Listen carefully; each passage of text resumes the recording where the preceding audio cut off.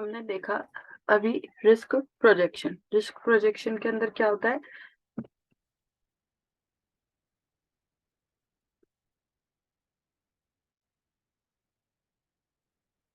ठीक है, एक टेबल बनाई जाती है।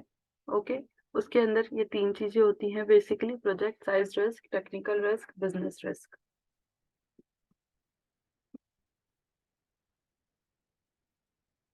उनके बेसिस पर, ठीक है, catastrophic, critical, marginal and negligible. अब इसके बेस पे फिर स्टेप होता है next, estimate the cost of each risk in the table. अब इसके अंदर किस तरह से ये रिस्क को एस्टिमेट किया जाएगा? सबसे पहले रिस्क आइडेंटिफिकेशन। किसे? कि only 70% of the software components scheduled for reuse will in fact be integrated into the application. The remaining functionality will have to be consumed developed.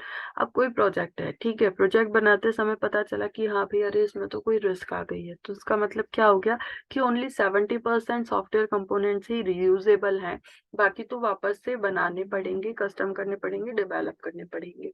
ठीक है, तो इसका क्या मतलब हुआ? रिस्क प्रोबेबिलिटी कितनी हो गई? सपोज 80% है, ठीक है, तो अब इसका इफेक्ट क्या होगा कि 60 reusable software components were planned. If only 70% can be used, 18 components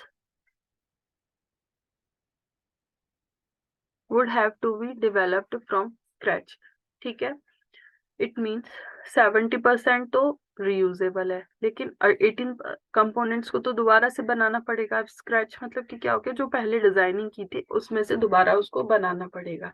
ठीक है, तब और since the average component is 100 LOC and the local data indicate that the software engineering cost for each LOC is 14। ठीक है, तो क्या हो गया, 18 बनाने हैं, एक का 14 है, तो 100 LOC भी लेना पड़ेगा, तो कितना हो जाएगा? 25 to 100। ठीक है, ये इसका कॉस्ट हो गया एक तरह से। अब इसके बाद क्या करेंगे? रिस्क एक्सपोजर को कैलकुलेट करेंगे। रिस्क एक्सपोजर किस तरह से होता है? Probability of occurrence into cost of risk.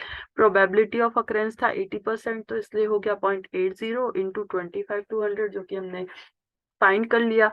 ठीक है, ये एक्सपोजर, इसका रिस्क एक्सपोजर कैलकुलेट हो गया। ठीक है, तो अब क्या हो गया? If risk exposure is greater than 50% of the project cost, the viability of the project must be evaluated। ठीक है, उसको evaluate करना पड़ेगा। अब रिफाइनमेंट के अंदर क्या होगा? During early stages of project planning, a risk may be stated quite generally. At the time passes and more is learned about the project and the risk, it may be possible to refine the risk। ठीक है, जैसे जैसे project में हम आगे बढ़ते जाते हैं, टाइम पास होता जाता है, तो उसको और अच्छे से रिफाइन किया जा सकता है, मतलब और अच्छे से उसको ठीक किया जा सकता है। Okay,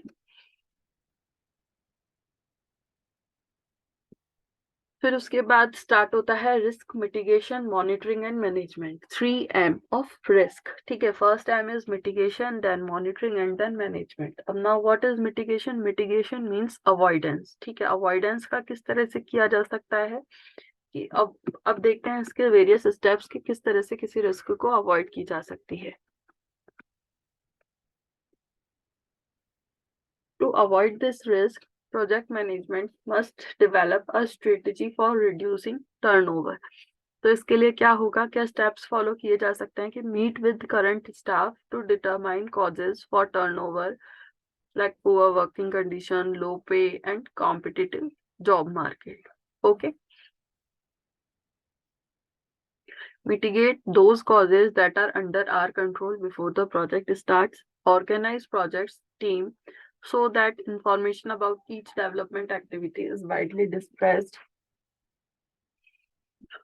assign a backup staff member for every critical technologist। Mitigation में सबसे ज्यादा जो प्रॉब्लम हो सकती है वो क्या प्रॉब्लम हो सकती है? मिटिगेशन के अंदर होगा कि जो स्टाफ मेंबर्स हैं वो वर्किंग स्टेट में ही अपने प्रोजेक्ट को छोड़कर चले जाते हैं। ठीक है, तो ये सारी चीजें टाइम टू टाइम मॉनिटर करने की जरूरत रहती है, तो उसके लिए एक बैकअप स्टाफ मेंबर रखे जाते हैं जो कि कोई भी प्रॉब्लम हो क्रिटिकल स्टेट में तो वो पता चलती रहे।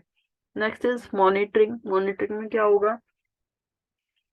As the project proceeds, risk monitoring activities commence. ठीक है, the project manager monitors factors that may provide an indication of whether the risk is becoming more or less likely. Monitor का मतलब क्या हो गया कि सारी चीजें अंडर कंट्रोल करना, तो ये काम कौन करता है? Project manager. ठीक है, तो अब वो ये सारी चीजें चेक करता है कि कहाँ पर क्या प्रॉब्लम आ सकती है या कोई आ तो नहीं रही, प्रॉपरली वर्क हो रहा है।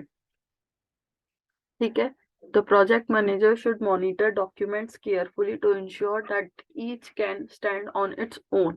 ठीक है, and each imparts information that would be necessary. अब रिस्क मैनेजमेंट।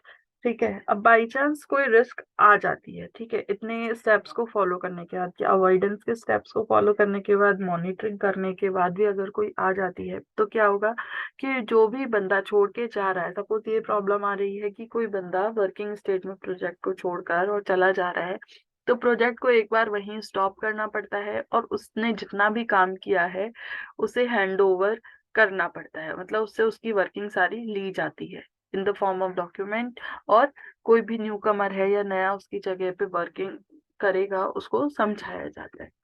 ठीक है, तो ये हो गया रिस्क मैनेजमेंट, ये सारा इसमें वही लिखा हुआ है। ओके,